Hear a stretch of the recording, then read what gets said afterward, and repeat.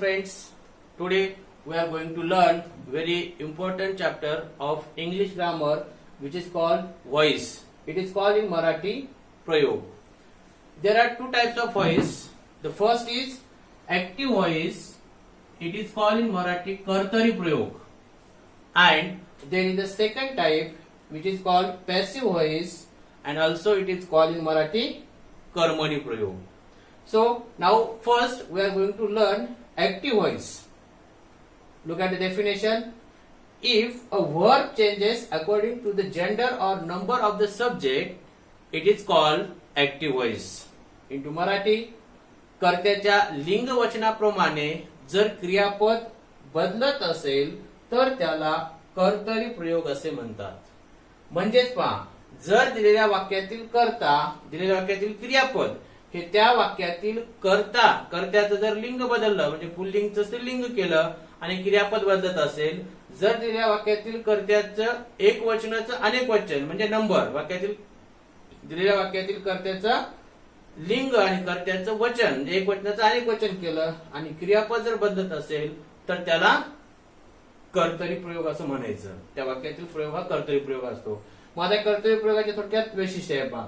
या वाक्याची सुरुवात कर्त्याने होऊन कर्ता हा सक्रिय असतो. म्हणजे दिलेल्या वाक्याची सुरुवात जर कर्त्याने झाली असेल आणि त्या वाक्यातील ऍक्शन जर कर्ता करत असेल तर त्या वाक्यात डेफिनेटली हा ऍक्टिव्ह व्हॉइस असतो. आणि त्याबरोबरच या वाक्यात क्रिया कर्त्याकडून केली जाते. म्हणजेच त्या ज्या वाक्यातील क्रिया ही कर्त्याकडून केली जात असेल आणि कर्ता जर वाक्याच्या सुरुवातीला येत असेल तर त्या वाक्यात नक्कीच कोणता व्हॉइस असतो? Active voice. आता ऍक्टिव्ह व्हॉइसचे सर्वसाधारण इथं स्ट्रक्चर दिलेलं आहे. सुरुवातीला वाक्याच्या सब्जेक्ट येत असतो, त्यानंतर जर वाक्यात हेल्पिंग वर्ब असेल तर हेल्पिंग वर्ब नसेल तर डायरेक्ट वर्ब आणि त्यानंतर वाक्यातील ऑब्जेक्ट आणि कॉम्प्लिमेंट आलेलं असतं. हे झालं जनरल स्ट्रक्चर. त्याचे एक्झाम्पल आपण इथे घेतले. People grow a big tree. ह्या वाक्यात वाक्याची सुरुवात कशा झालेली आहे? सब्जेक्टनी, त्यानंतर वर्ब आलेला आहे आणि त्यानंतर a big tree it is a object. म्हणजे वाक्यात कर्ता आलेला आहे सुरुवातीला, त्यानंतर क्रियापद आलेला आहे, नंतर कर्म आलेला आहे. म्हणजे वाक्याची सुरुवात कशाने झाली? सब्जेक्टने. आणि या ठिकाणी क्रिया कोणती व्हायली? ग्रो, वाढवण्याची किंवा उगवण्याची. आणि ती क्रिया कोण करत आहे? पीपल, लोक करत आहेत. म्हणून या वाक्यातील कर्ता हा सक्रिय आहे आणि तो वाक्याच्या सुरुवातीला आलेला आहे, म्हणून त्या वाक्यात ऍक्टिव्ह व्हॉइस आहे. आता त्याचा दुसरा प्रकार दिलेला इथं पॅसिव्ह व्हॉइस. पॅसिव्ह व्हॉइसला मराठीमध्ये कर्मणी प्रयोग असं म्हणतात. Now look at the definition of passive voice.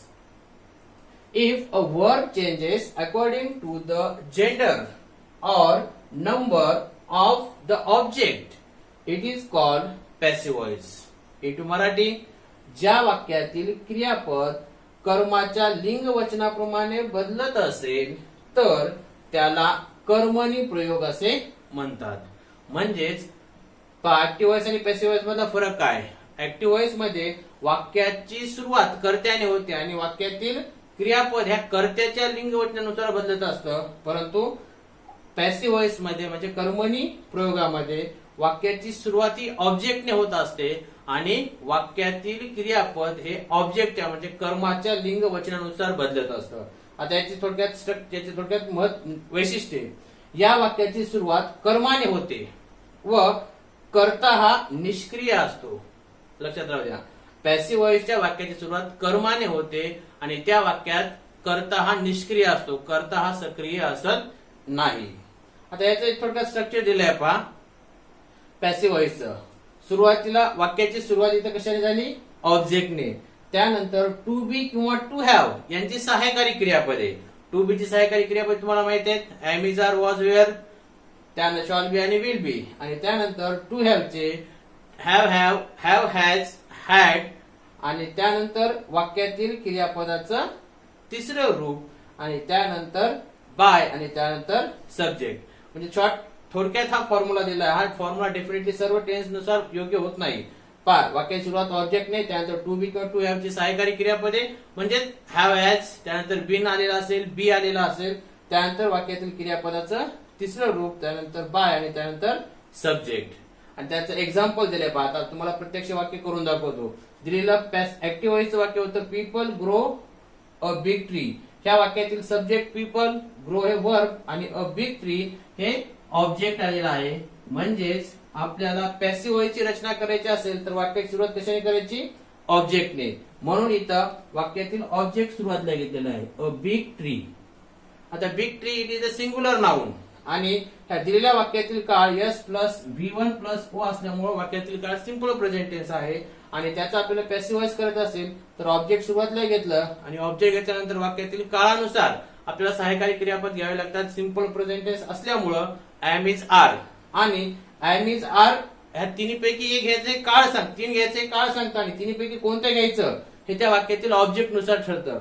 A big tree it is a singular object. हा एक वचनी ऑब्जेक्ट आहे म्हणून त्यापुढे इज हे सहाय्यकारी क्रियापद घेण्यात आलेलं आहे आणि त्यानंतर म्हणजे टू बी और टू हॅवचा सहाय्यकारी क्रियापद आपण इज घेतलं. त्यानंतर क्रियापदाचं तिसरं रूप. आता इथं ग्रो हे क्रियापदाचं पहिलं रूप आहे, त्याचं दुसरं रूप ग्रीव आणि तिसरं रूप ग्रोन आहे. म्हणून इथे क्रियापदाचं तिसरं रूप घेण्यात आलेलं आहे. आणि जर वाक्यात कॉम्प्लिमेंट आलेला असेल तर ते क्रियापदाच्या तिसऱ्या रूपानंतर घ्यायचं, आलेलं नसेल तर घ्यायची गरज नाही. आणि त्यानंतर बाय घेऊन वाक्यातील दिलेल्या वाक्यातील कर्ता हा जर नामाच्या स्वरूपामध्ये असेल तर तो जसा तसा घ्यायचा. The people it is a noun so we can take as it is. आणि जर ते नामाच्या ऐवजी तिथे जर सर्वनाम आलेले असतील I, we, you, he, she, it, they तर त्याच्या सर्वनामाची त्या ठिकाणी द्वितीय विभक्ती घ्यायची. म्हणजे जर वाक्याच्या सुरुवातीला आय आला असेल तर इथं बाय नंतर मी येईल. वाक्याच्या सुरुवातीला वी आला असेल तर इथं बाय नंतर असेल. वाक्याच्या सुरुवातीला यू आला असेल तर इथं यू नंतर बाय नंतर यू असेल. आणि वाक्याच्या सुरुवातीला जर ही आला असेल तर त्याची द्वितीय विभक्ती हिम. वाक्याच्या सुरुवातीला करता जर शी आला असेल तर त्याची द्वितीय विभक्ती हर. आणि वाक्याच्या सुरुवातीला करता जर दे आला असेल तर त्याची द्वितीय विभक्ती देम. अशा पद्धतीनं तुम्हाला ऍक्टिव्ह व्हॉइस आणि पॅसिव्ह व्हॉइस याचे थोडक्यात तुम्हाला माहिती मिळाली असेल. ऍक्टिव्ह व्हॉइस आणि पॅसिव्ह व्हॉइस याचे थोडक्यात फरकही तुमच्या लक्षात आला असेल. ऍक्टिव्ह व्हॉइस मध्ये कर्ता हा वाक्याच्या सुरुवातीला आलेला असतो आणि कर्ता हा सक्रिय असतो. आणि पॅसिव्ह व्हॉइस मध्ये वाक्याची सुरुवात ही ऑब्जेक्टने होते आणि कर्ता हा निष्क्रिय असतो. Now we are going to learn how to change active voice into passive voice. There are some rules. Active व्हॉइसचा पॅसिव्ह व्हॉइस करण्यासाठी या ठिकाणी काही नियम दिलेले आहेत. पहिला नियम आहे प्रथम दिलेल्या वाक्यातील सब्जेक्ट म्हणजे कर्म, वर्ब म्हणजे क्रियापद व ऑब्जेक्ट म्हणजे कर्म ओळखावे. दिलेल्या वाक्यातील सब्जेक्ट, वर्ब आणि ऑब्जेक्ट ओळखावे. दुसरा नियम दिलेल्या वाक्यातील काळ ओळखावा. त्यानंतर तिसरा नियम दिलेल्या ऍक्टिव्ह व्हॉइसच्या वाक्यातील शेवटी आलेले कर्म म्हणजे ऑब्जेक्ट हे पॅसिव्ह व्हॉइसच्या वाक्यात सुरुवातीस घ्यावे. त्यानंतर चौथा नियम त्यानंतर दिलेल्या वाक्यातील काळानुसार व कर्मानुसार योग्य ते सहाय्यकारी क्रियापद म्हणजेच हेल्पिंग वर्ब घ्यावे. त्यानंतर पाचवा नियम त्यानंतर म्हणजे हेल्पिंग वर्ब नंतर दिलेल्या वाक्यातील मुख्य क्रियापदाचे तिसरे रूप म्हणजे पास्ट पार्टिसिपल घ्यावे.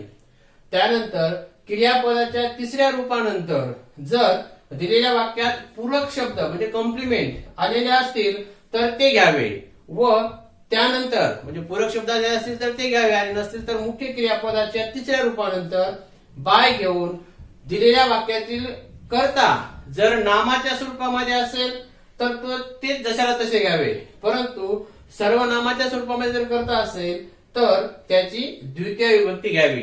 हे झाले 6 नियम. आता त्याचे एक्झाम्पल तुम्हाला थोडक्यात सांगतो. आता पहिल्यांदा काय करायचे दिलेल्या वाक्यातील सब्जेक्ट, वर्ब आणि ऑब्जेक्ट ओळखायचे. Example I have completed my job. In that sentence, there is subject I, there is verb completed and there is object my job. आता वर्ब कसं ओळखायचं पहा. मुख्य क्रियापदाच्या पहिल्या रूपाचा जर मराठीत अर्थ काढला तर शेवटी ने येत असतं. कंप्लीट म्हणजे पूर्ण करणे ने आलेला आहे. म्हणजेच आपल्याला क्रियापद ओळखायचं असेल तर मुख्य क्रियापदाचा पहिल्या रूपाचा मराठीत अर्थ काढायचा आणि त्या ठिकाणी मराठीत अर्थ काढायचा शेवटी निय असतो. उदाहरणामध्ये कंप्लीट पूर्ण करणे, रन धावणे, स्पीक बोलणे, वॉक चालणे. म्हणजे मुख्य क्रियापदाच्या पहिल्या रूपाचा मराठीत अर्थ काढायचा शेवटी निय येत असतं म्हणजे ते डेफिनेटली काय असतं वर्ब असतं. मग आता सब्जेक्ट ओळखता आलं, वर्ब ओळखता आलं, त्यानंतर आता आपल्याला सब्जेक्ट ओळखायचंय. म्हणजे सब्जेक्ट ओळखायचा असेल तर मुख्य क्रियापदाला हु ने प्रश्न विचारायचा. कशाने विचारायचा? हु. कोण कंप्लीट केलं आणि त्याचं जे उत्तर येईल ते त्या वाक्यातील सब्जेक्ट असतं. आता कोणी कंप्लीट केलं? आय. हे त्या वाक्यातील काय झालं? सब्जेक्ट. मग आता वाक्यातील काय ओळखायचं तुम्हाला? ऑब्जेक्ट. आता ऑब्जेक्ट ओळखण्यासाठी मुख्य क्रियापदाला व्हॉट ने प्रश्न विचारायचा. What have completed? काय कम्प्लीट करण्यात आलं? माय जॉब. माझा job. So that is object. आता ऑब्जेक्ट दोन प्रकारचे असतात, डायरेक्ट ऑब्जेक्ट आणि इनडायरेक्ट ऑब्जेक्ट. व्हॉटने प्रश्न विचारून जर उत्तर येत असेल तर ते डायरेक्ट ऑब्जेक्ट असतं, आणि त्यानंतर व्हॉटने विचारून जर येत नसेल तर हुमने विचारायचं, आणि हुमने विचारून जे उत्तर येईल ते असतं इनडायरेक्ट ऑब्जेक्ट. असे सब्जेक्ट, वर्ब आणि ऑब्जेक्ट आपण ओळखलं. त्यानंतर मुख्य क्रियापदाचं किती रूप आहे ते पाहायचं. इथं completed, it is the third form of the verb. क्रियापदाचं तिसरं रूप आहे आणि वाक्यात हॅव आलेला आहे, म्हणजे सब्जेक्ट नंतर हॅव आलेला आहे आणि त्यानंतर क्रियापद तिसरं रूप आणि त्यानंतर ऑब्जेक्ट आलेला आहे. म्हणजेच त्या वाक्यातील काळ हा प्रेझेंट परफेक्ट टेन्स आहे. म्हणजे वाक्यातील काळ ओळखला, पहिल्यांदा वाक्यातील सब्जेक्ट वर्ब ऑब्जेक्ट ओळखला, त्यानंतर काळ ओळखला, त्यानंतर दिलेल्या वाक्यातील ऑब्जेक्ट हे पॅसिव्ह व्हायच्या वाक्यात काय करायचं? आपल्याला सुरुवातीला घ्यायचंय. आता इथं ऑब्जेक्ट कोणता आहे?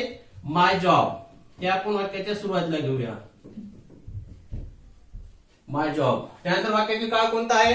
Present perfect tense. Present perfect tense असेल तर आपल्याला सहाय्यकारी क्रियापदे काळ सांगतं सहाय्यकारी क्रिया कोणती घ्यायची? हॅव बीन किंवा हॅज बीन. आणि कर्मानुसार आपल्याला हॅज बीन घ्यायचे का हॅव बीन घ्यायचे ते ठरवायचंय. आता इथं my job it is a singular object, एकवचनी ऑब्जेक्ट आहे, म्हणून आपण त्या ठिकाणी हॅज बीन घेऊ शकतो. My job has been. त्यानंतर मुख्य क्रियापदाचं तिसरं रूप. आता प्रेझेंट परफेक्ट टेन्स मध्ये क्रियापद तिसरं रूप दिलेलं असतं, म्हणजे ते जसं तसे घ्यायचंय. माय जॉब हॅव बीन कम्प्लिटेड. आणि त्यानंतर कॉम्प्लिमेंट आलेलं आहे का वाक्यात? पहा, कॉम्प्लिमेंट आलेलं नाही, म्हणून क्रियापदाचं तिसरं रूप घेतलं. त्यानंतर बाय घ्यायचं आणि बाय घेऊन वाक्यातील कर्ता कोणत्या स्वरूपामध्ये आहे? पहा, इथं वाक्यातील कर्ता आय आहे, म्हणजे सर्वनामाच्या स्वरूपामध्ये आहे. आणि सर्वनामाच्या स्वरूपामध्ये असेल तर त्याची द्वितीय विभक्ती घ्यायची, म्हणजे आय असेल तर मी घ्यायचं, म्हणून इथं बाय नंतर काय? मी. आणि जर तिथं सर्वनाम आलेलं नाही, नाम आलेलं असेल तर ते नाम बाय नंतर जसंला तसं घ्यायचं. म्हणजे त्या ऍक्टिव्ह व्हॉइस आपण इथं पॅसिव्ह व्हॉइस कसं करायचं हा रूल सुद्धा थोडक्यात पाहिलेला आहे. आता यामध्ये तुम्हाला 2 पॉइंट्स लक्षात आले, म्हणजे 2 पॉइंट्स महत्वाचे आहेत समजण्यासाठी.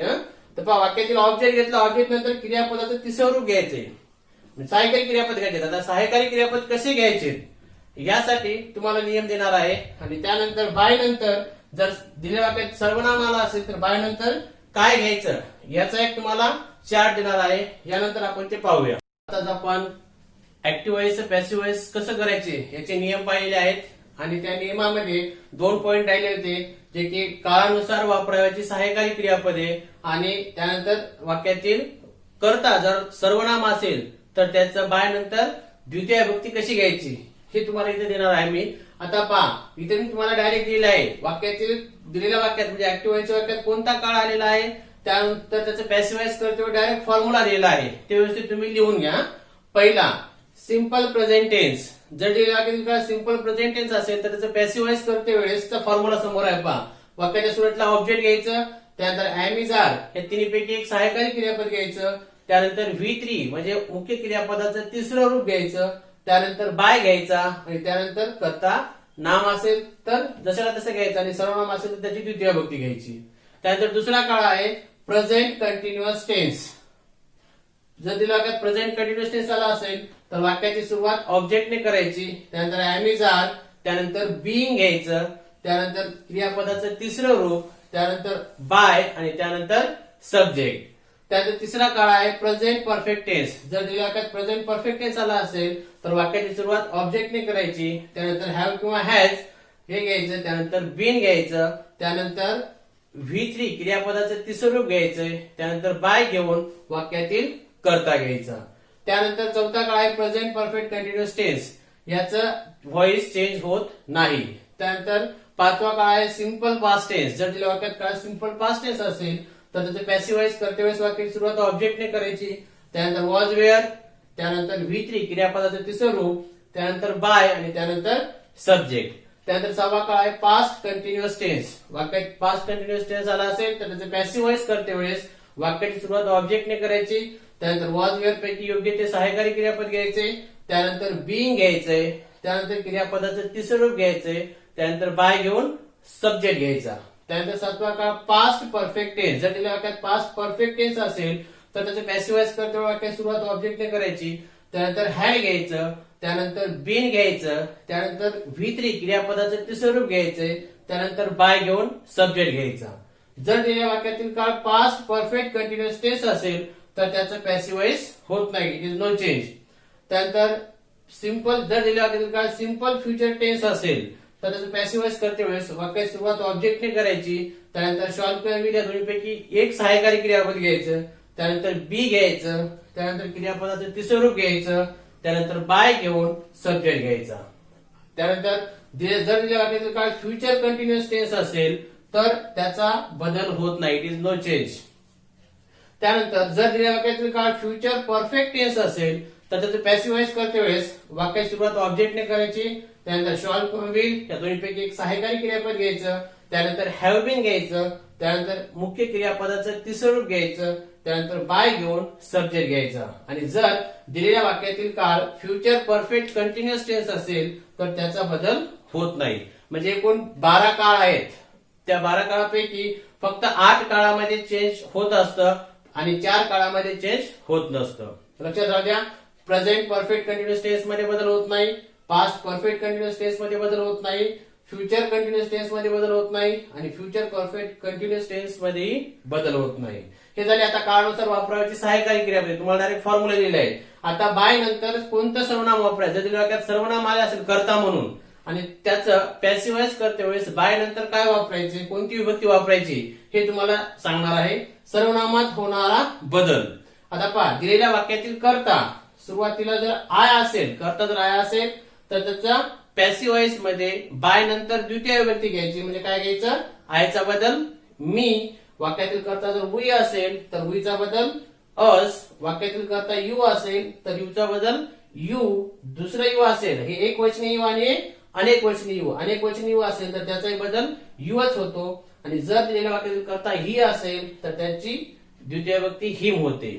त्यानंतर वाक्यातील कर्ता जर शी असेल तर त्याची द्वितीय विभक्ती म्हणजे बाय नंतर हर घ्यायचं. वाक्यातील कर्ता जर इट असेल तर त्याची द्वितीय विभक्ती इटच घ्यायची, म्हणजे बाय नंतर इटच घ्यायचं. वाक्यातील कर्ता जर दे असेल तर त्याची द्वितीय विभक्ती देम घ्यायची. अशा पद्धतीने आपण voice, active voice passive voice कसं करायचं याचे रूल्स आपण इथं पाहिलेले आहेत. आता आपण प्रत्यक्ष एक्झाम्पल पाहणार आहोत. Here are some examples. इथे काही एक्झाम्पल आहेत, मी तुम्हाला काही करून दाखवणार आहे. आता पहा, रूल्स पहा, तुम्हाला दिलेले रूल्स आहेत. दिलेल्या वाक्यातील हे सर्व वाक्य कोणते आहेत, ऍक्टिव्ह व्हॉइसचा, तर काय करतात आपल्याला पॅसिव्ह व्हॉइस. आता रूल्स तुम्हाला दिले आहेत. फर्स्ट, दिलेल्या वाक्यातील सब्जेक्ट, वर्ब आणि ऑब्जेक्ट ओळखायचे. पहिल्यांदा वर्ब ओळखून घ्या. वाक्यातील वर्ब कोणता आहे, पोल्यूट, प्रदूषण करणे. मग वाक्यातील कर्ता ओळखा, कोण करतं प्रदूषण, cars and buses, that is the subject, that is verb. आणि काय करतं, एअर, दॅट इज ऑब्जेक्ट. म्हणजे सब्जेक्ट समजला, वर्ब समजला आणि ऑब्जेक्ट समजलं. सब्जेक्ट आहे, त्यानंतर pollute, it is verb first form, क्रियापदाचं पहिलं रूप आहे, म्हणून त्या वाक्यातील काळ सिंपल प्रेझेंट टेन्स. म्हणजे वाक्यातील सब्जेक्ट ओळखलं, वर्ब ओळखलं, ऑब्जेक्ट ओळखलं. त्यानंतर वाक्यातील काळ समजला, कोणता काळ आहे, सिंपल प्रेझेंट टेन्स. मग आता त्याचा पॅसिव्ह वॉइस करते वेळेस पहा, तुम्हाला इथे समोर फॉर्म्युला दिला आहे. दिलेल्या वाक्यातील काळ कोणता आहे, सिंपल प्रेझेंट टेन्स. तर त्याचं पॅसिव्ह वॉइस करते वेळेस तो फॉर्म्युला दिला. पहा, वाक्याची सुरुवात कशाने करायची, ऑब्जेक्टने. ऑब्जेक्ट काय वाक्यात, the air. The air object घेतला. त्यानंतर एम इज आर, ह्या तिन्हीपैकी सहाय्यकारी क्रियापद घ्यायची. वाक्यातील काळ सिंपल प्रेझेंट टेन्स. काळ सांगतं की एम इज आर, हे 3 घ्या आणि त्या तिन्हीपैकी कोणतं एक घ्यायचंय ते वाक्यातील ऑब्जेक्ट सांगतो. ऑब्जेक्ट द एअर एक वचनी असल्यामुळं एम इज आर पैकी काय येतं, इज येतं. लक्षात ठेवा, कर्ता जर एक वचनी असेल तर इज घ्यायचं, कर्ता जर अनेक वचनी असेल तर आर घ्यायचं आणि कर्ता जर आय असेल तर एम घ्यायचं. आता इथे कर्ता एक वचनी आहे म्हणून सहाय्यकारी क्रियापद काय येणार, इज. The air is. त्यानंतर क्रियापदाचं तिसरं रूप. आता इथं pollute, it is the first form, second form polluted and third form also polluted. म्हणून तिसरं रूप येईल polluted आणि त्यानंतर बाय घ्यायचं आणि त्यानंतर करता घ्यायचं. आता बाय जर वाक्यात कॉम्प्लिमेंट आला असेल तर या क्रियापदाच्या तिसऱ्या रूपानंतर घ्यायचं. त्या वाक्यात कॉम्प्लिमेंट आलेलं नाही म्हणून क्रियापदाच्या तिसऱ्या रूपानंतर काही घ्यायची गरज नाही. त्यानंतर बाय आणि त्यानंतर वाक्यातील करता. आता इथे करता कार्स अँड बसेस हे नामाच्या स्वरूपामध्ये आहेत म्हणून ते जशाला तसे घ्यायचे.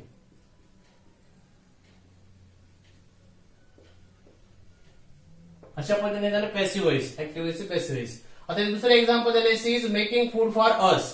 आता ह्या वाक्यामध्ये वाक्यातील वर्ब मेकिंग त्यानंतर कोण मेकिंग म्हणजे बनवणे. कोण बनवत आहे? She, that is subject. And what काय बनत आहे? फूड. हे झालं ऑब्जेक्ट. म्हणजे सब्जेक्ट समजलं, वर्ब समजलं, ऑब्जेक्ट. इथे सुद्धा दुसरं ऑब्जेक्ट दिलेलं आपण त्याला. आणि त्यानंतर आता वाक्यातील काळ पाहायचा. इथं वाक्यातील सब्जेक्ट आहे, त्यानंतर एम इज पैकी इज आलेला आहे, त्यानंतर क्रियापदाचं चौथं रूप म्हणजे आयएनजी फॉर्म आलेला आहे. म्हणजे या वाक्यात काळ प्रेझेंट कंटिन्युअस टेन्स आहे. लक्षात राहू तुम्हाला काळ असणं माहित असणं किंवा काळ ओळखता येणं खूप गरजेचं आहे. वॉइस जर तुम्हाला कम्प्लिटली ओव्हरकम करायचं असेल किंवा कम्प्लिटली समजून घ्यायचं असेल तर मात्र तुम्हाला टेन्स येणं हे खूप गरजेचं आहे. मग आता आपल्याला सब्जेक्ट, वर्ब आणि ऑब्जेक्ट ओळखता आलं, वाक्यातील काळ ओळखता आला. कोणता काळ आहे? Present continuous tense. मग प्रेझेंट कंटिन्युअस टेन्स आहे. मग प्रेझेंट कंटिन्युअस टेन्स तर तुम्हाला फॉर्म्युला दिलाय. पहिल्यांदा ऑब्जेक्ट घ्यायचं, त्यानंतर एम इज पैकी एक घ्यायचं, त्यानंतर बीइंग घ्यायचं, त्यानंतर क्रियापद तिसरं रूप घ्यायचं, त्यानंतर बाय घेऊन करता घ्यायचा. आता या वाक्यातील ऑब्जेक्ट कोणता आहे? फूड. ते सुरुवातीला घ्या फूड. आता फूड एक वचनी आहे का अनेक वचनी? एक वचनी. एक वचनी असेल तर सहाय्यकारी क्रियापद काय घ्यायचे? इज. Food is. त्यानंतर एम इज पैकी एक घेतलं, त्यानंतर बीइंग घ्यायचं. Food is being. त्यानंतर मुख्य क्रियापदाचं तिसरं रूप काय? तिसरं रूप मेकचं मेड. पहिलं रूप मेक, दुसरं मेड, तिसरंही मेड आणि चौथं making. Food is being made. त्यानंतर वाक्याचे कॉम्प्लिमेंट किंवा इनडायरेक्ट ऑब्जेक्ट आलेलं आहे ते यानंतर घ्यायचंय. फॉर अस आणि त्यानंतर बाय घेऊन करता घ्यायचा. तर इथं सर्वनाम नामाच्या स्वरूपामध्ये करता होता तो जसाला तसा घेतला. तर इथं सी हे सर्वनाम आहे म्हणून त्याची द्वितीय विभक्ती. वाक्यातील करता जर सी असेल तर त्याची द्वितीय विभक्ती हर. मग काय लिहितं? बाय हर. आता आपण तिसऱ्या एक्झाम्पल पाहूया. तर तिसऱ्या एक्झाम्पल मध्ये क्रियापद आहे received. Received it is the third form of the verb. क्रियापद तिसरं रूप आहे आणि वाक्यातील कर्ता काय आहे? आय. आणि त्यानंतर वाक्यातील कर्म आहे माय पे, दॅट इज द ऑब्जेक्ट. म्हणजे वाक्यातील सब्जेक्ट, वर्ब, ऑब्जेक्ट समजला. त्यानंतर वाक्यातील काळ समजला, सब्जेक्ट आहे, त्यानंतर हॅव आलेला आहे आणि क्रियापदाचं तिसरं रूप आहे म्हणजे वाक्यातील काय आहे? Present perfect tense. आता प्रेझेंट परफेक्ट टेन्स दिलेल्या वाक्यातील जर काळ असेल तर त्याचे पॅसिव्ह वॉइस करते वेळेस तुम्हाला फॉर्म्युला दिला. सुरुवातीला ऑब्जेक्ट, हॅव हॅज, त्यानंतर बीन, त्यानंतर क्रियापद तिसरं रूप, त्यानंतर बाय आणि त्यानंतर सब्जेक्ट. मग आता पहिल्यांदा आपल्याला काय घ्यायचंय? वाक्यातील ऑब्जेक्ट. ऑब्जेक्ट काय आहे? माय पे. माय पे. आता लक्ष द्या वाक्यातील काळ सांगता आपल्याला हॅव किंवा हॅज हे दोन घ्या, पण हॅव घ्यायचं का हॅज घ्यायचं हे ते वाक्यातील ऑब्जेक्ट सांगतं. आता माय पे हे एक वचनी ऑब्जेक्ट आहे त्यामुळं इथं जरी हॅव आला असेल तर आपण हॅव घ्यायचं नाही. इथं आय आल्यामुळे तिथं हॅव आलेलं आहे आणि वाक्यातील इथं ऑब्जेक्ट एक वचनी आहे म्हणून त्या ठिकाणी हॅज येणार. माय पे हॅज, त्यानंतर बीन, त्यानंतर क्रियापदाचं तिसरं रूप दिलेलंच आहे रिसिव्ड आणि त्यानंतर बाय आणि त्यानंतर कर्त्याची द्वितीय विभक्ती. कर्ता इथं आय सर्वनामाच्या स्वरूपामध्ये आहे म्हणून त्याची द्वितीय विभक्ती काय आली? आयची मी. म्हणून शेवटी काय येते आपल्याला? मी. त्यानंतर चौथं एक्झाम्पल आहे they ask him about a book. या वाक्यातील वर्ब कोणता आहे? Asked. It is the second form of the verb. त्या वाक्यातील कर्ता आहे दे आणि त्या वाक्यातील ऑब्जेक्ट आहे हिम. आता या वाक्यात डायरेक्ट ऑब्जेक्ट आलेला नाही, इनडायरेक्ट ऑब्जेक्ट आलेला आहे. आता क्रियापद आस्क्ड आहे. आस्क्ड म्हणजे विचारले. व्हॉट काय विचारले? त्याचं उत्तर येण्यात हुमने प्रश्न विचारायचा. हुम कुणाला विचारले?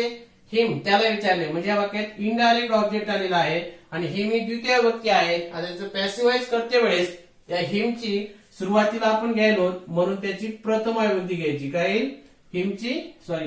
हिमची प्रथम विभक्ती ही सुरुवातीला घेतला. त्यानंतर त्या वाक्यातील काळ कोणता? S+V2 म्हणजे सिंपल पास्ट टेन्स आहे आणि सिंपल पास्ट टेन्स असेल तर फॉर्म्युला दिलेला आहे S plus was object plus was were plus V3 plus by plus subject. वाक्यातील ऑब्जेक्ट सुरुवातीला घेतलं हिमची प्रथम विभक्ती ही. त्यानंतर काय घ्यायचे? वॉज वेअर पैकी एक. काय ही एक वचने असल्यामुळं वॉज.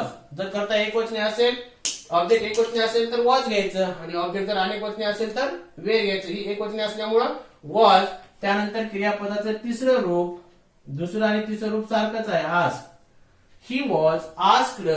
त्यानंतर कॉम्प्लिमेंट घ्यायचं. कॉम्प्लिमेंट कोणता आहे? About a book.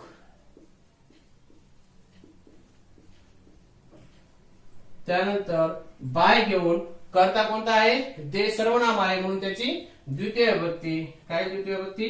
Them. He was asked about a book by them. त्यानंतर पाचवं वाक्य आहे वी वेअर जनरेटिंग एन्व्हायरमेंट. आता या वाक्यातील सब्जेक्ट वी आहे, वर्ब आहे जनरेटिंग आणि environment it is the object. Subject verb आणि ऑब्जेक्ट तुम्हाला समजलं. त्यानंतर वेअर आलेले आणि जनरेटिंग क्रियापदाचं चौथं रूप आहे म्हणून वाक्यातील काळ पास्ट कंटिन्युअस टेन्स आणि पास्ट कंटिन्युअस टेन्स असेल तर फॉर्म्युला दिला object plus was were plus being plus V3 plus by plus subject. मग आता पहिल्यांदा आपल्याला ऑब्जेक्ट घ्यायचा. ऑब्जेक्ट एन्व्हायरमेंट आहे त्याने सुरुवात करायची. त्यानंतर वाक्यातील काळ पास्ट कंटिन्युअस टेन्स असल्यामुळे वॉज वेअर पैकी एक. आता वी अनेक वचने असल्यामुळे तो वेअर आलं पण एन्व्हायरमेंट एक वचने असल्यामुळे त्यासमोर वॉज येणार. Environment was. त्यानंतर ऑब्जेक्ट घेतलं, वॉज वेअर पैकी एक घेतलं. त्यानंतर काय घ्यायचं आपल्याला? बीइंग. Was being. त्यानंतर क्रियापदाचं तिसरं रूप जनरेटिंग. याचं तिसरं रूप येते जनरेटेड. आणि त्यानंतर बाय घेऊन कर्त्याची द्वितीय विभक्ती. करता येतं वी आहे त्याची द्वितीय विभक्ती अस. जे की तुम्हाला दिलंय पहा. जर वाक्यातील करता वी असेल तर त्याची द्वितीय विभक्ती अस घ्यायची. त्यानंतर इथे सहावं वाक्य दिले शी हॅड डेव्हलप अ स्किल. त्या वाक्यात डेव्हलप हे क्रियापदाचं तिसरं रूप आहे आणि त्या वाक्यातील सब्जेक्ट हे शी आहे आणि ऑब्जेक्ट अ स्किल आहे. म्हणजे सब्जेक्ट वर्ब ऑब्जेक्ट समजला. त्या वाक्यातील काळ पास्ट परफेक्ट टेन्स आहे आणि त्याचं पॅसिव्हाइज करते वेळेस पास्ट परफेक्ट टेन्स असेल तर पॅसिव्हाइज करते वेळेस तुम्हाला फॉर्म्युला दिला. वाक्याची सुरुवात ऑब्जेक्टने करायची. ऑब्जेक्ट आहे अ स्किल. त्यानंतर हॅड बीन घ्यायचे. आता वाक्यातील ऑब्जेक्ट एक वचने असो किंवा अनेक वचने असो त्यापुढे हॅड बीनच घ्यायचं. A skill had been. त्यानंतर क्रियापदाचं तिसरं रूप आणि त्यानंतर बाय आणि बाय घेऊन कर्त्याची द्वितीय विभक्ती. करता येते शी आहे म्हणून त्याची द्वितीय विभक्ती हर.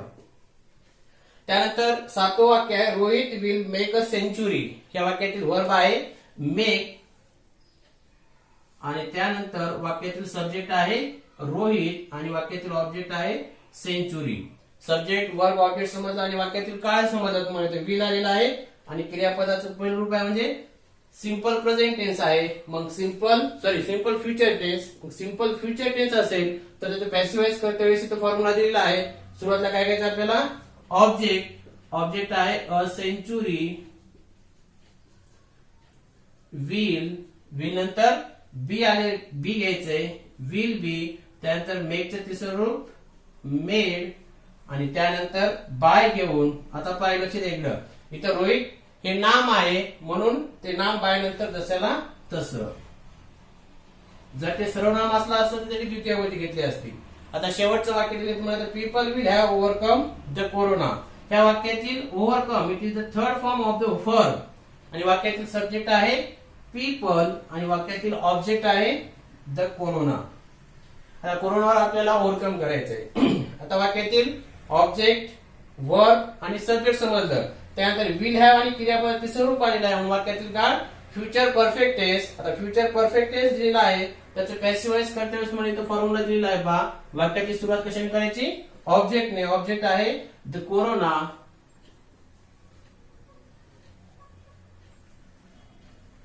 त्यानंतर शॉल किंवा विल या दोन्ही पैकी एक. आता कोरोना सिंग्युलर असल्यामुळं विल येईल, कोरोना विल. जर वाक्यातील करता आय किंवा वी असेल, कर्म जर इथं आय किंवा वी आला असेल तरच शॉल घ्यायचं, अन्यथा विल घ्यायचं.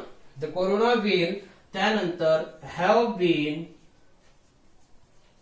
त्यानंतर क्रियापदाचे तिसरं रूप, ओव्हरकमचे तिसरं रूप, ओव्हरकमच आहे दिलेलं तिसरंच रूप आहे.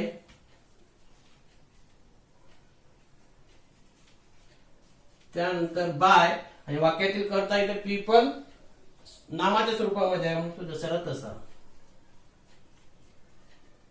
ओव्हरकमची 3 रूप सांगितली. पहिलं ओव्हरकम, दुसरं ओव्हरकेम, आणि तिसरं ओव्हरकम, आणि चौथा आहे ओव्हरकमिंग. म्हणजे अशी क्रियापदाचे 4 रूप आहेत. म्हणून बाय नंतर शेवटी पीपल घालणं. अशा पद्धतीनं आपण ऍक्टिव्ह व्हॉइस पॅसिव्ह व्हॉइस कसं करायचं हे या ठिकाणी. आता आपण जर दिलेल्या वाक्यात 2 कर्म आलेले असतील तर त्याचं पॅसिव्ह व्हॉइस कसं करायचं हे पाहणार आहोत. आता 2 कर्म, there are kinds of objects, two kinds of object. First direct object, प्रत्यक्ष कर्म. आता या वाक्यातील प्रत्यक्ष कर्म कसं ओळखायचं ते आपण पाहणार आहोत. दिलेल्या वाक्यातील मुख्य क्रियापदास व्हॉट म्हणजे काय ने प्रश्न विचारला असल्यास त्याचे येणारे उत्तर जर ऑब्जेक्ट किंवा कर्म येत असेल तर ते ऑब्जेक्ट त्या वाक्यातील काय असतं? डायरेक्ट ऑब्जेक्ट असतं. म्हणजे दिलेल्या वाक्यातील मुख्य क्रियापदास व्हॉट ने प्रश्न विचारला तर त्याचं उत्तर ऑब्जेक्ट येत असेल तर ते ऑब्जेक्ट डायरेक्ट ऑब्जेक्ट असतं. आता आपण इथं प्रत्यक्ष पाहणार आहोत. Example, we donated them some old clothes. या वाक्यातील वर्ब आहे डोनेटेड आणि त्या वाक्याचा अर्थ होतो we donated them some clothes. आपण त्यांना जुने कपडे डोनेट केले म्हणजे दान दिले. मग त्या वाक्यातील डोनेटेड ला व्हॉट ने प्रश्न विचारा. व्हॉट डोनेटेड, काय डोनेट केलं? सम ओल्ड क्लॉथेस, आणि ते ऑब्जेक्ट आहे आणि व्हॉट ने प्रश्न विचारून ते ऑब्जेक्ट हे उत्तर यायलेलं आहे. म्हणून ते ऑब्जेक्ट कोणतं झालं? Direct object. म्हणजे क्रियापदाला व्हॉट म्हणजे काय ने प्रश्न विचारला तर त्याचं उत्तर जर ऑब्जेक्ट येत असेल तर ते ऑब्जेक्ट डायरेक्ट ऑब्जेक्ट झालं. आता आपण दुसरा ऑब्जेक्ट बघूया, indirect object. Indirect object is called in Marathi अप्रत्यक्ष कर्म. आता ते कसं ओळखायचं पहा. दिलेल्या वाक्यातील मुख्य क्रियापदास हुम, कोणाला, याने जर प्रश्न विचारला त्याचे येणारे उत्तर जर ऑब्जेक्ट कर्म येत असेल तर ते इनडायरेक्ट ऑब्जेक्ट असतं. म्हणजे दिलेल्या वाक्यातील मुख्य क्रियापदास हुम ने प्रश्न विचारल्यास त्याचं येणारं उत्तर हे ऑब्जेक्ट येत असेल तर ते ऑब्जेक्ट इनडायरेक्ट ऑब्जेक्ट असतं. आता या वाक्यामध्ये तुम्हाला दिलेला पहा वर्ब डोनेटेड. आता या डोनेटेड या वर्बला हुम ने प्रश्न विचारा. कुणाला दिले? देम. त्याचं उत्तर आले देम. म्हणजे देम हे त्या वाक्यातील इनडायरेक्ट ऑब्जेक्ट झालं. म्हणजेच दिलेल्या वाक्यातील मुख्य क्रियापदास हुमने जर प्रश्न विचारला त्याचं येणारं उत्तर हे जर ऑब्जेक्ट येत असेल तर ते ऑब्जेक्ट इनडायरेक्ट ऑब्जेक्ट असतं. मग आता आपल्या लक्षात आलं डायरेक्ट ऑब्जेक्ट आणि इनडायरेक्ट ऑब्जेक्ट कसं ओळखायचं. आता आपण जर दिलेल्या वाक्यात 2 कर्म आलेले असतील तर त्याचे पॅसिव्ह व्हॉइस करण्याच्या 2 पद्धती आहेत. त्या 2 पद्धती पाहणार आहोत. त्यामध्ये पहिली पद्धत इथं फॉर्म्युला डायरेक्ट ऑब्जेक्ट सुरुवातीला घेऊन पहिली पद्धत तो फॉर्म्युला आहे. सुरुवातीला डायरेक्ट ऑब्जेक्ट, त्यानंतर हेल्पिंग वर्ब, त्यानंतर V3 म्हणजे क्रियापदाचं तिसरं रूप पास्ट पार्टिसिपल फॉर्म, त्यानंतर टू घ्यायचं आणि टू नंतर वाक्यातील इनडायरेक्ट ऑब्जेक्ट घ्यायचं, त्यानंतर बाय घ्यायचं आणि त्यानंतर सब्जेक्ट घ्यायचं. आता इथे एक्झाम्पल दिले we donated them some old clothes. त्या वाक्यातील आपण पाहिलेला वर्ब डोनेटेड हे वर्ब आहे आणि या वर्बला पहिल्यांदा प्रश्न विचारायचा व्हॉट ने. व्हॉट डोनेटेड काय दिलं? Some old clothes. हे त्या वाक्यातील डायरेक्ट ऑब्जेक्ट झालं. आणि इनडायरेक्ट ऑब्जेक्ट ओळखायचं असेल तर कशाने प्रश्न विचारायचा? हुम ने. हुम डोनेटेड कुणाला दिलं? देम. हे झालं इनडायरेक्ट ऑब्जेक्ट. म्हणजे वाक्यातील डायरेक्ट ऑब्जेक्ट ओळखता आलं, इनडायरेक्ट ऑब्जेक्ट ओळखता आलं. वाक्यातील सब्जेक्ट आहे वी आणि वर्ब आहे डोनेटेड आणि त्या वाक्यातील काळ V2 आल्यामुळं सिंपल पास्ट टेन्स आहे. आता याच्या पहिल्या पद्धतीने म्हणजे डायरेक्ट ऑब्जेक्ट सुरुवातीला घेऊन आपण पॅसिव्ह व्हॉइस कसं करायचं हे पाहणार आहोत. आता पहिल्यांदा फॉर्म्युला येतो पहा. डायरेक्ट ऑब्जेक्ट घ्यायचे सुरुवातीला. डायरेक्ट ऑब्जेक्ट आहे सम old clothes.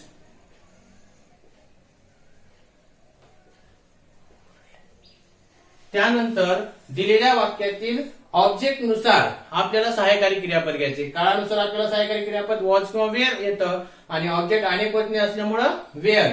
Some old clothes were. त्यानंतर क्रियापदाचं तिसरं रूप डोनेटेड हे सेकंड फॉर्म आहे आणि त्याचं थर्ड फॉर्म आहे तेच असतं, म्हणून डोनेटेड. त्यानंतर घ्यायचे टू.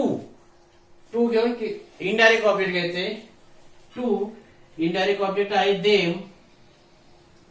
त्यानंतर बाय घेऊन करता घ्यायचा आहे. बाय आहे टू देम. त्यानंतर बाय आणि बाय घेऊन वाक्यातील करता वी आहे. करता वी असल्यामुळं त्याची द्वितीय विभक्ती काय येईल? अस. आलं उत्तर. Some clothes were donated to them by us. ही झाली पहिली पद्धत. आता दुसरी पद्धत आहे इनडायरेक्ट ऑब्जेक्ट सुरुवातीला घेऊन. त्याच्यामध्ये इनडायरेक्ट ऑब्जेक्ट सुरुवातीला, त्यानंतर हेल्पिंग वर्ब, त्यानंतर क्रियापदाचं तिसरं रूप, त्यानंतर डायरेक्ट ऑब्जेक्ट, त्यानंतर बाय आणि त्यानंतर सब्जेक्ट. आता इथे एक्झाम्पल दिले, we donated them some old clothes. त्या वाक्यातील डोनेटेड हे सेकंड फॉर्म आहे क्रियापदाचं. व्हॉटने प्रश्न विचारा, what donated some old clothes. हे झालं डायरेक्ट ऑब्जेक्ट. हुम डोनेटेड कुणाला दिलं, ते झालं देम इनडायरेक्ट ऑब्जेक्ट आणि वी हे सब्जेक्ट आहे. म्हणजे वाक्यातील सब्जेक्ट समजला, वर्ब समजलं, डायरेक्ट ऑब्जेक्ट समजलं, इनडायरेक्ट ऑब्जेक्ट समजलं.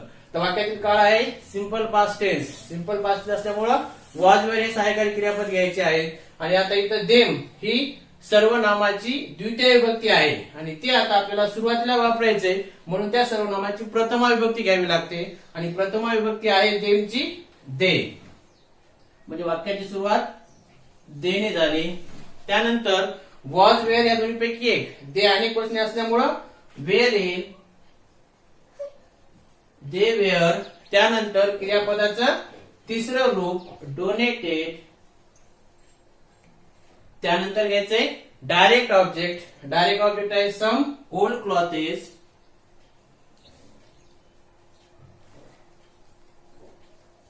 आणि त्यानंतर बाय घेऊन करता घ्यायचा. बाय करता इथं वी सर्वनामाच्या स्वरूपामध्ये असल्यामुळे त्याची द्वितीय विभक्ती अस. हे झालं आपण पहिलं एक्झाम्पल. आणि आता इथं आणखीन एक एक्झाम्पल तुम्हाला समजून सांगणार आहे, लक्ष द्या आता. तर या वाक्यातील मेन वर्ब कोणता आहे हे पहा. ऑफर्ड. ऑफर्ड म्हणजे देऊ करणे. ऑफर म्हणजे देऊ करणे किंवा देणे. हे झालं वर्ब. हे क्रियापदाचं तिसरं रूप आहे. मग आता ह्याच्यातलं डायरेक्ट ऑब्जेक्ट कसं बघायचं, ह्या क्रियापदाला व्हॉटने प्रश्न विचारा. व्हॉटने प्रश्न विचारून जर उत्तर येत असेल तर ते डायरेक्ट ऑब्जेक्ट असतं. व्हॉट ऑफर्ड काय दिले, अ फ्लावर, आणि ते झालं डायरेक्ट ऑब्जेक्ट. मग त्याच क्रियापदाला हुमने प्रश्न विचारायचा. कोणाला, कोणाला दिले, द किंग, हे झालं इनडायरेक्ट ऑब्जेक्ट. पहा, अ little girl offered the king a flower. छोट्या मुलीने त्या राजाला फ्लावर दिले. कुणाला दिले, राजाला, म्हणून हे इनडायरेक्ट ऑब्जेक्ट झालं. काय दिले, फ्लावर, हे झालं डायरेक्ट ऑब्जेक्ट. आता याच्या पॅसिव्हाइज करण्याच्या दोन पद्धती आहेत. पहिली पद्धत डायरेक्ट ऑब्जेक्ट सुरुवातीला घेऊन. आता डायरेक्ट ऑब्जेक्ट आहे अ फ्लावर. अ फ्लावर. त्यानंतर वाक्यात हॅड आलेला आहे आणि क्रियापदाचं तिसरं रूप आलेलं आहे. म्हणजेच त्या वाक्यात पास्ट परफेक्ट टेन्स आहे आणि पास्ट परफेक्ट टेन्स असल्यामुळं त्याचं पॅसिव्हाइज करते वेळेस हॅड बीन घ्यायचं असतं. A flower had been. त्यानंतर क्रियापदाचं तिसरं रूप ऑफर्ड आणि क्रियापदाच्या तिसऱ्या रूपानंतर आपल्याला काय घ्यायचंय, इनडायरेक्ट ऑब्जेक्ट. आणि इनडायरेक्ट ऑब्जेक्ट घ्यायच्या वेळेस अगोदर टू लावायचं. To the king. त्यानंतर बाय घेऊन कर्त्याची द्वितीय विभक्ती. कर्ता इथं कोण आहे, अ लिटल गर्ल, हे सब्जेक्ट आहे आणि ते नामाच्या स्वरूपामध्ये आहे म्हणून ते जशाला तसं. अ लिटल गर्ल. हे झालं डायरेक्ट ऑब्जेक्ट सुरुवातीला घेऊन. आता आपण इनडायरेक्ट ऑब्जेक्ट सुरुवातीला घेऊन करायचंय. इनडायरेक्ट ऑब्जेक्ट कोणता आहे, द किंग. हे नामाच्या स्वरूपामध्ये असल्यामुळे ते जशाला तसं घ्यायचं. The king. सहाय्यकारी क्रियापद हॅड बीन, जसं तसं हॅड बीन. त्यानंतर क्रियापदाचं तिसरं रूप ऑफर्ड. त्यानंतर डायरेक्ट ऑब्जेक्ट घ्यायचे. डायरेक्ट ऑब्जेक्ट कोणता आहे, अ फ्लावर. त्यानंतर बाय आणि बाय नंतर करता. करता कोणता आहे? A little girl.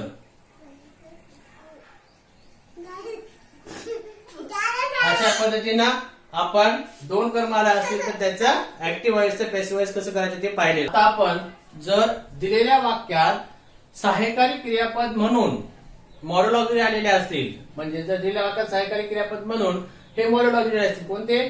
Can, could, will, would, shall, should, may, might, must, used to, need to, ought to, dare to.